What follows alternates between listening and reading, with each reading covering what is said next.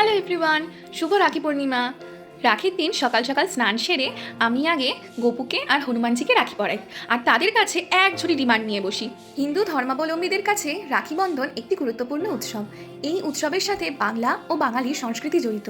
Lord কার্জনের বঙ্গভঙ্গর বিরুদ্ধে তীব্র প্রতিবাদ জানিয়ে 1905 সালে রবীন্দ্রনাথ ঠাকুর রাখি বন্ধন উৎসবের আয়োজন করেছিলেন।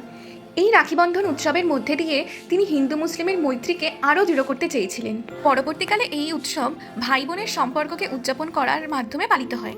বর্তমানে শুধু ভাই বোনেরই নয়, একজন মানুষের সাথে অপর মানুষের পারস্পরিক সম্পর্ক এবং ঐক্যের প্রতীক হিসাবেও পালিত হয় এই উৎসব। তবে এর পিছনে একটি পৌরাণিক কারণও রয়েছে। মহাভারত অনুসারে একবার কৃষ্ণের আঙ্গুল কেটে গেলে দ্রৌপদী তার আঁচল ছিঁড়ে কৃষ্ণের ক্ষতস্থানে বেঁধে দিয়েছিলেন। তার প্রতিদান স্বরূপ কৃষ্ণ আজীবন দ্রৌপদীকে রক্ষা করে যাওয়ার প্রতিশ্রুতি দিয়েছিলেন, এবং তার উদাহরণ আমরা চিরহরণের সময় পেয়ে থাকি। এতদিন তো আমরা নিজের ভাই বা দাদার হাতে রাখি পরিয়ে নিজের রক্ষার প্রতিশ্রুতি নিয়েছি, কিন্তু এবার থেকে রাখি পরানোর সাথে শুধু নিজের না, অন্যের বোনেদেরও সুরক্ষার প্রতিশ্রুতি নেওয়া হলে কেমন হয়?